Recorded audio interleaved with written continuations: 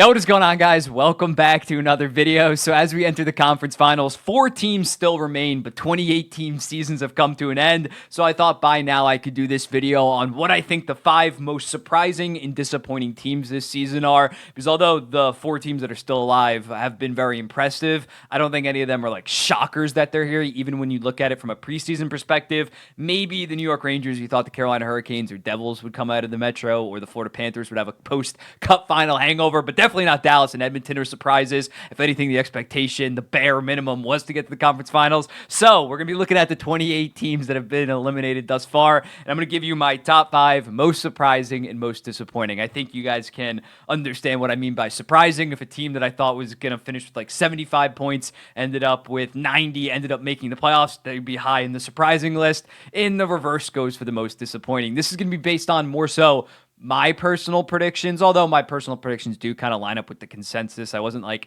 Chicago was going to be a playoff team, then they ended up sticking. Most of my predictions you're going to see were pretty in line in terms of coming into the season. So without further ado, let's get into it. In terms of my 5th most disappointing team, I'm going to go with the Minnesota Wild. Although they had, what, $14 million in dead cap, the fact that they were 11 points off the final wild card spot in a team that we're going to talk about later that I thought Minnesota was going to be far better than, ended up easily making the playoffs over them. Even with that dead money, I think this was a playoff roster. So the fact they only finished with 87 points, I think is very disappointing. Now, long term, I'm still pretty bullish on them. They still have very, very good prospect pool, as well as most of their young players are elite outside of like Spurgeon, and Brodin's not even that old, but Faber, fantastic, great season.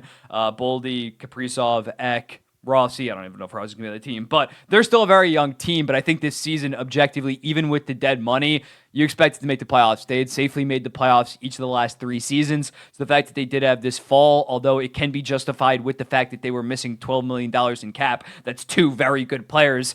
Is 2 very good players in this scenario, 11 points, I know they kind of gave up at the end. Is that going to get you into the playoffs even? I'm not sure. So when looking at them, it was definitely a very disappointing season. My 5th most surprising team is the Boston Bruins. When looking at them, I still had them in the playoffs, but I had them in a wild card spot. I had them around like 97, 98 points. So the fact that they were a 109-point team battling for the Atlantic Division up until the last game of the season was very impressive. I'm not going to lie. We talk about it a lot. This was a retool year. A lot of people didn't have them in the playoffs. I still had them in. I thought just like Boston makes the playoffs. That just what happens. It's death taxes, Boston making the playoffs. But they definitely smashed expectations this year. I feel like some people won't have them on a list like this just because you still expected it from Boston. But the narratives coming into this season after losing Bergeron, Krejci, Bertuzzi, Orlov, basically their retirements as well as everybody that they traded at the deadline, the sentiment around the Boston Bruins were like, maybe a 100-point team?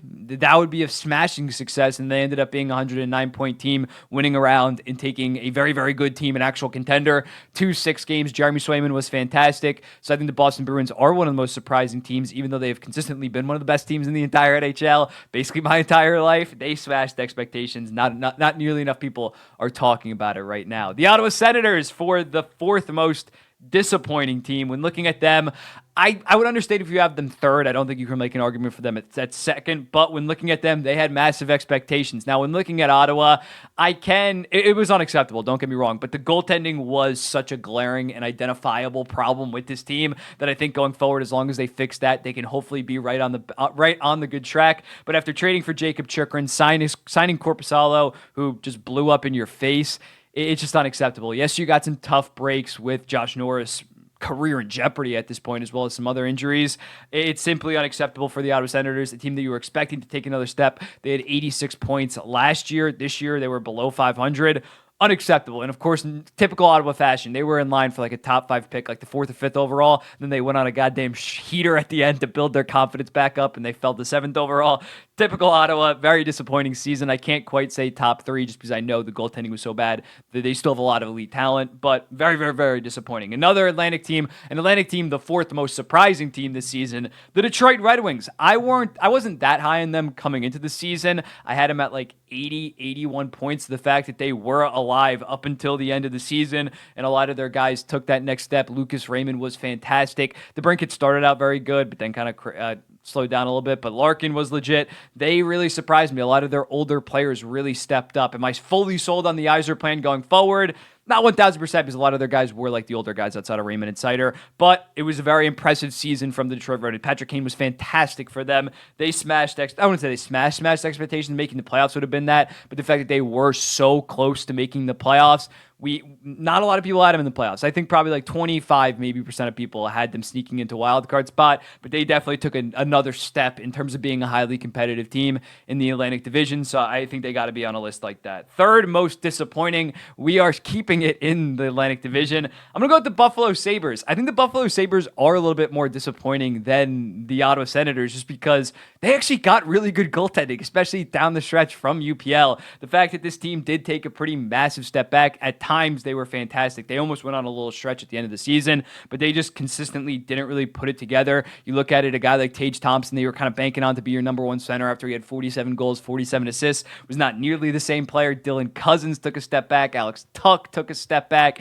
It just wasn't that encouraging. I'm still pretty high in them going forward. Next up, in terms of the third most surprising team, I am going to be going with the Nashville Predators. When looking at Nashville, I think most people, including myself, had them in like the mid 80s, maybe even low 80s, going through this retool, which we thought the signs were on the writing was on the wall with them buying out Matt Duchene, like $4.5 million of dead money there. Ryan Johansson, $4 million of dead money. Expectations were not high. We thought, yeah, they're bringing in some veterans like Ryan O'Reilly and Gustav Nyquist to like mentor the next generation, the Luke Evangelistas of the Nashville Predators. We didn't think, oh my God, they're going to retool it around and make the playoffs be even better than the prior season. And a lot of that came from that 16 game streak that they had for basically like mid-February to mid-March. That really propelled them into the playoffs. But even before that, they were about a wild card team, ended up safely making it, again, safely over a Minnesota Wild. Who would have saw that coming before the season? So they absolutely smashed the expectations by like 15 points, I would say, this season. Andrew Brunette was my Jack Adams winner. It's either between him or Tocchet, which